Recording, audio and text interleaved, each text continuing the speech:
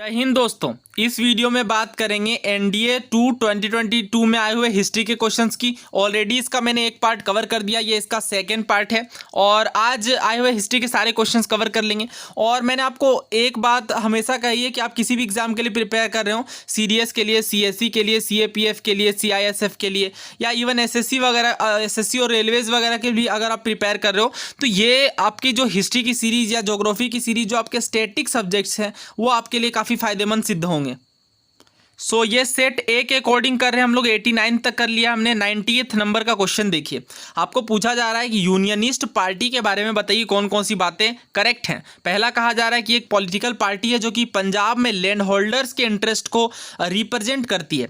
दूसरा कहा जा रहा है कि ये जो है वो इंडिया और पाकिस्तान के पार्टीशन के अपोज आइडिया रखती थी, यानी ये विरोध करती थी भारत और पाकिस्तान के बंटवारों का।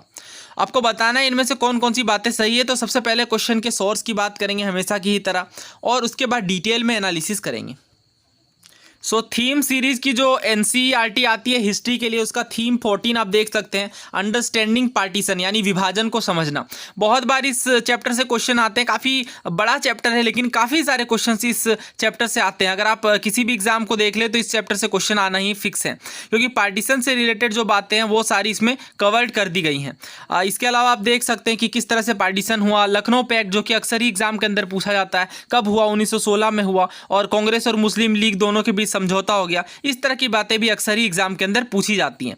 इसी के अंदर अगर आप देखें तो यहाँ पे बात की गई पाकिस्तान रेजोल्यूशन की। तो पाकिस्तान का डिमांड जो है, पाकिस्तान की डिमांड वो धीरे धीरे आगे आना शुरू हुई। अगर हम लोग बात करें 1940 में, तो 1940 में जो मुस्लिम लीग है उसने एक रेजोल्यूशन पास किया जिसका डिमांड ये थी कि मुस्लिम मेजोरिटी एरियाज को ऑटोनॉमी दी जाए। ध्यान से समझिए, 1940 में ऑटोनॉमी की बात की गई, किसी भी सेपरेट कंट्री की बात नहीं की गई। ये एक एम्बिगुअस रेजोल्यूशन था क्योंकि इनके आइडियाज़ क्लियर नहीं थे कि हमें एक सेपरेट कंट्री चाहिए या किस रीजन में चाहिए। इन बातों को लेकर क्लैरिटी नहीं थी। अगर आप देखें तो यूनियनिस्ट पार्टी की बात की जा रही है, जो कि पंजाब के प्रीमियर भी थे और यूनियनिस्ट पार्टी के एक प्रमुख नेता थे। उनका नाम था सिकंदर हयात खान। तो सिकंदर हयात खान ने जो ड्राफ्ट किया इस रेजोल्यूशन को, पाकिस्तान रेजोल्यूशन को। अच्छा हाँ, एक बात मैं आपको बता दूं यहाँ पे, very very important, Pakistan resolution को किसने ड्राफ्ट किया? 1940 के पाकिस्तान रेजोल्यूशन को सिकंदर हयात खान ने। ये जेपीएससी में पूछा गया, तो इंपॉर्टेंट क्वेश्चन है ये और थोड़ा टफ भी है, बहुत कम ही लोगों को ये पता है, तो अच्छे से इसे समझ लीजिए, हो सकता है इन फ्यूचर भी रिपीट करें।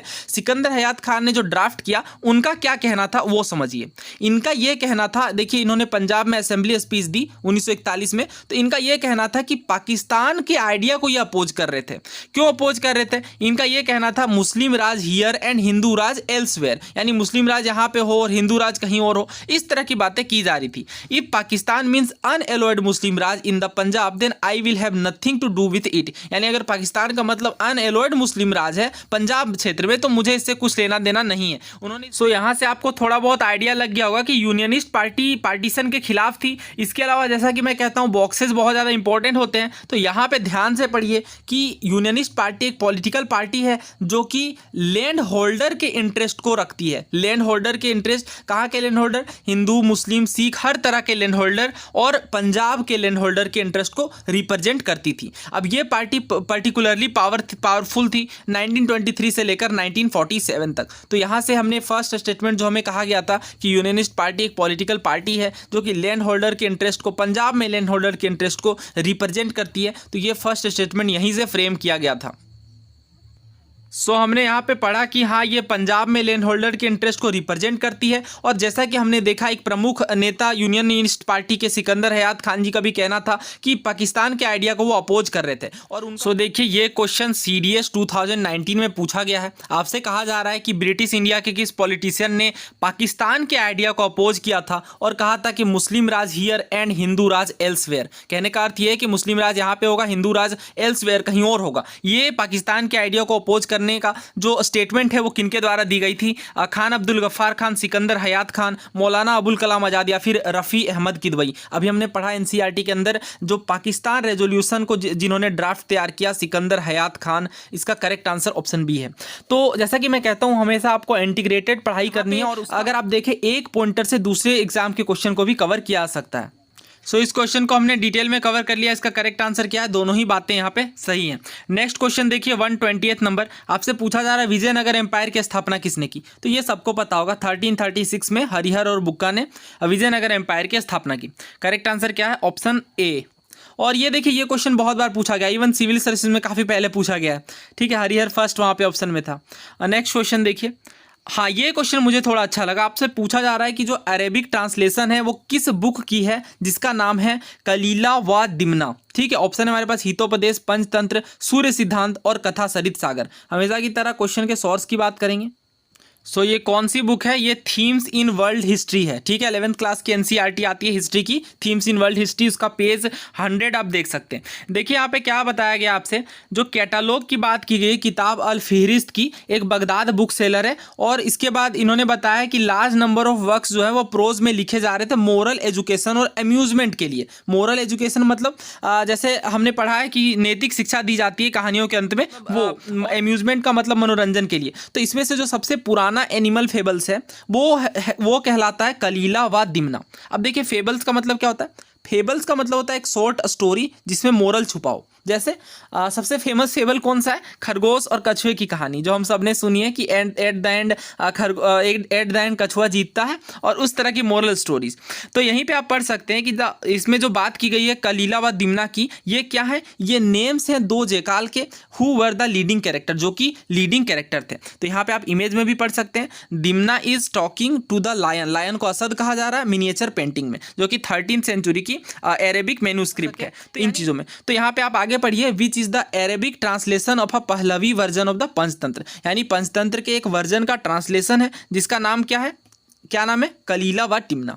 क्या है, एनिमल फेबल्स। यानी बहुत तरह की इस तरह की फेबल्स हैं, बहुत जो फेमस फेबल्स हैं, जैसे कैस की कहानी होगी, अलेक्जेंडर की कहानी हो गई, हम सब ने सुनी है द 1001 नाइट्स, ये काफ़ी फेमस कहानियाँ भी इनमें इंक्लूडेड हैं। तो हमने देखा कि ये ट्रांसलेशन है किसका, पंचतंत्र का। तो अरेबिक ट्रांसलेशन है पंचतंत्र का जिसका नाम है कलीला व दिमना। करेक्ट आंसर क्या है यहाँ पे, ऑप्शन बी। नेक्स्ट क्वेश्चन देखिए, भूदान मूवमेंट को किन्होंने प्रारंभ किया, ये पूछा जा रहा है। तो ये सरल सवाल है, विनोबा भावे जी ने भूदान मूवमेंट को प्रारंभ किया। भूदान, भू प्लस दान, भू का मतलब होता है जमीन और दान देने का मतलब लोग सब समझते हैं। तो भूदान मूवमेंट यानी जमीन को दान देने की जो मूवमेंट है, इसकी शुरुआत, भूदान मूवमेंट की शुरुआत आचार्य विनोबा भावे जी ने की थी। सो ये तो 10th एनसीईआरटी की ज्योग्राफी बुक है, बट ये आपको हिस्ट्री बुक में भी कवर्ड मिल जाएगा क्योंकि ये काफ़ी फेमस भूदान मूवमेंट है। तो भूदान मूवमेंट जैसा कि एनसीईआरटी बॉक्सेस में कहता हूँ ज़्यादा इंपॉर्टेंट होते हैं, तो बॉक्सेस के अंदर ही कवर किया गया है।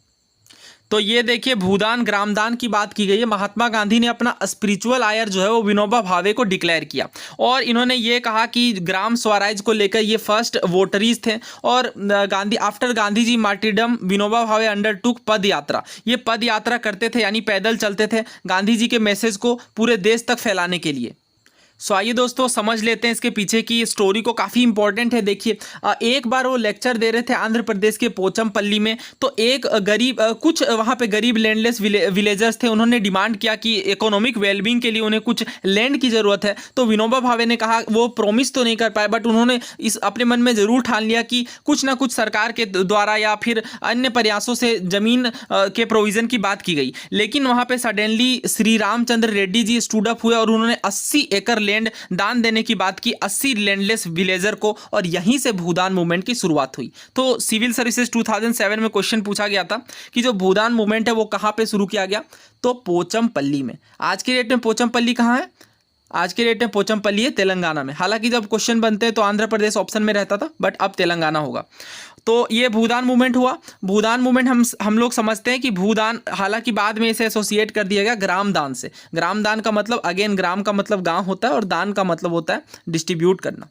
तो एक बात और ध्यान रखिए कि विनोबा भावे जी के द्वारा जो भूदान मूवमेंट स्टार्ट किया गया वो ब्लडलेस रेवोल्यूशन कहा जाता है, कि ये एक अद्भुत क्रांति है जिसमें तो दोस्तों यहाँ पे मैं आपसे एक क्वेश्चन पूछता हूँ। देखिए 1940 में इंडिविजुअल सत्याग्रह गांधी जी के द्वारा शुरू किया गया, जिसमें फर्स्ट सत्याग्रही विनोबा भावे थे। आपको ये बताना है कि जो फर्स्ट सत्याग्रही आचार्य विनोबा भावे थे, सेकेंड सत्याग्रही यहाँ पे कौन थे। इंडिविजुअल सत्याग्रह की बात कर रहा हूँ मैं, इसका आंसर आप कमेंट बॉक्स में करिए। ये भी सिविल सर्विसेज का पूछा हुआ क्वेश्चन है।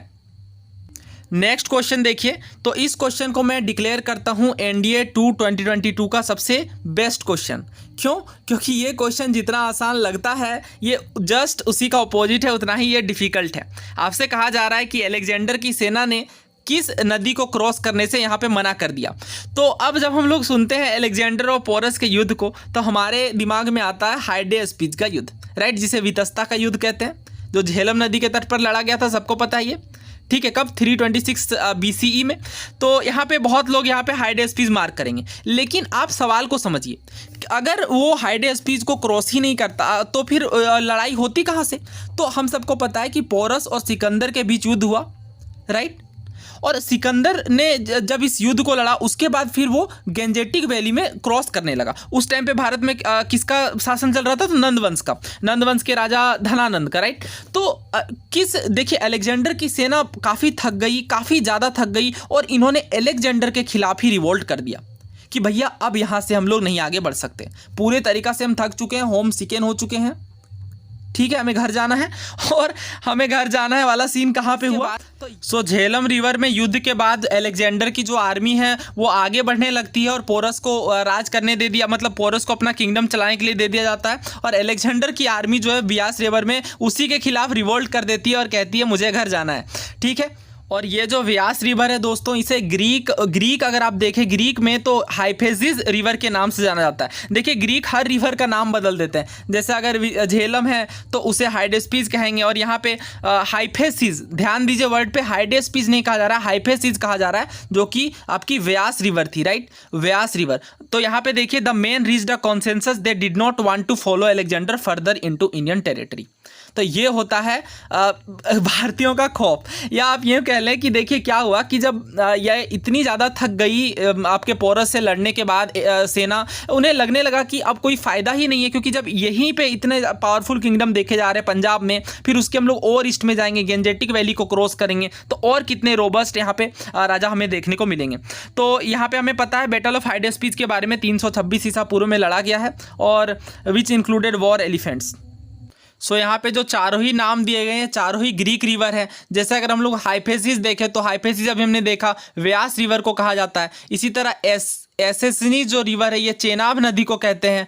तो और उसके बाद हाइड्रोटस जो है ये कौन सी नदी है? ये रावी नदी है। और हाइडेस्पीज हमने देखा, हाइडेस्पीज के बारे में पता है कि हाइडेस्पीज का जो युद्ध लड़ा गया वो कौन सी रिवर है? वितस्ता या फिर झेलम, जिसके बगल में युद्ध हुआ था पोरस के साथ। लेकिन इसका करेक्ट आंसर क्या है? इसका करेक्ट आंसर ऑप्शन ए है, क्योंकि आपसे ये नहीं पूछा गया युद्ध कहाँ लड़ा गया, बल्कि ये पूछा गया है कि कहाँ पे अलेक्जेंडर की सेना उसी के खिलाफ रिवोल्ट कर देती है। करेक्ट आंसर इसका ऑप्शन ए है।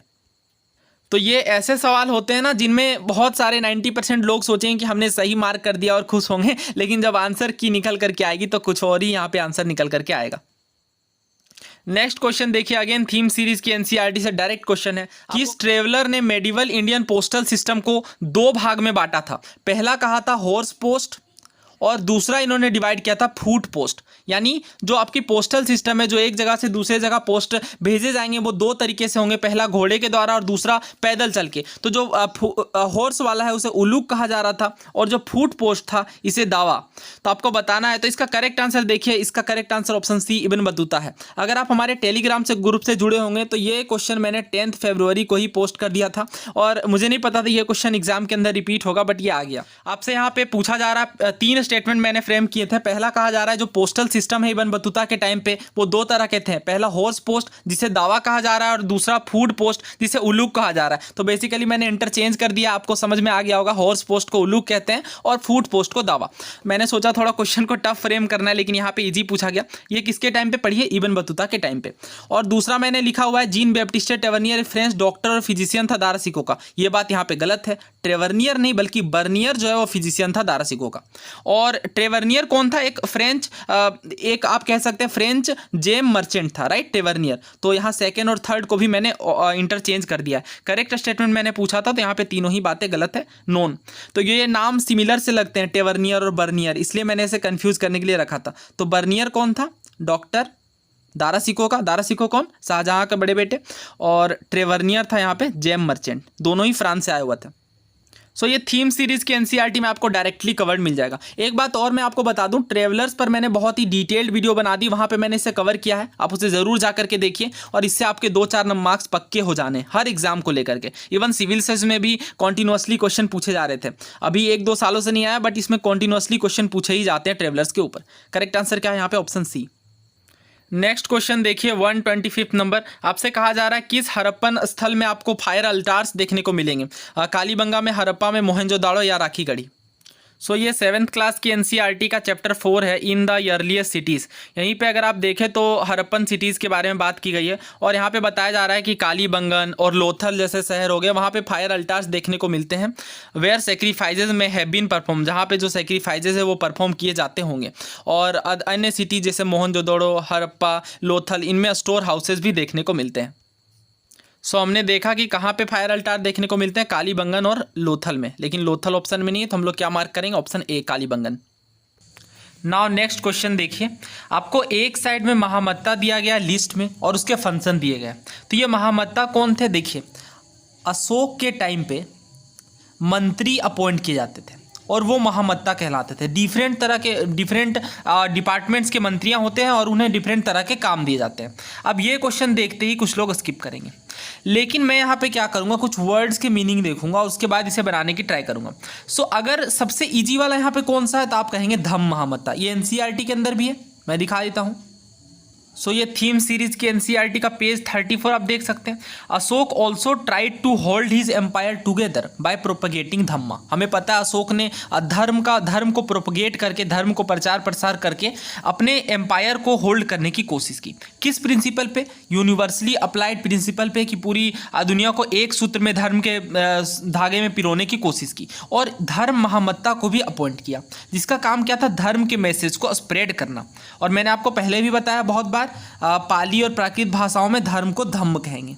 ठीक है, तो ये तो सबसे इजी है, आपको नाम से भी यहीं पे दिख जाएगा, धम्म महामत्ता मतलब स्प्रेड ऑफ धर्म, यानी सी जाएगा 2 के साथ।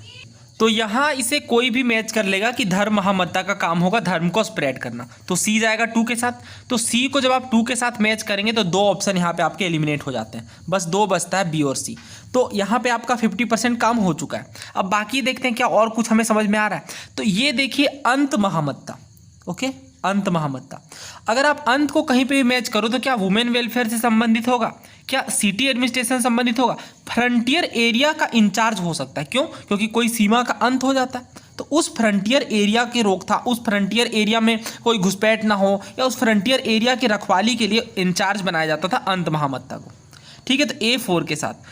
और अगर आप ऐसे भी ना सोच पाएँ तो यहाँ पे सिटी एडमिनिस्ट्रेशन की बात की जाए, और यहाँ पे देखिए, इसे ध्यान से पढ़िए क्या कहा जा रहा है, नगल व्योहलक। ठीक है, नगल व्योहलक। तो ये आपको नहीं लगता कि नगर को ही नगल बोलते होंगे प्राकृत या पाली भाषाओं में, जैसे धर्म को धम्म बोलते हैं वैसे ही नगर को नगल बोलते होंगे?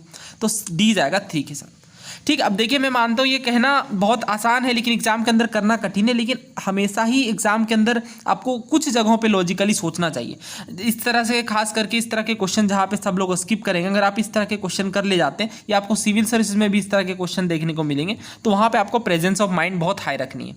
तो यहाँ पर अंत महामत्ता जाएगा इंचार्ज ऑफ फ्रंटियर एरिया के साथ, और इथी झाक महामत्ता जो है वुमेन वेलफेयर से संबंधित है, धर्म महामत्ता स्प्रेड ऑफ धर्मा से, और नगल व्योहलक महामत्ता जो है वो सिटी एडमिनिस्ट्रेशन से।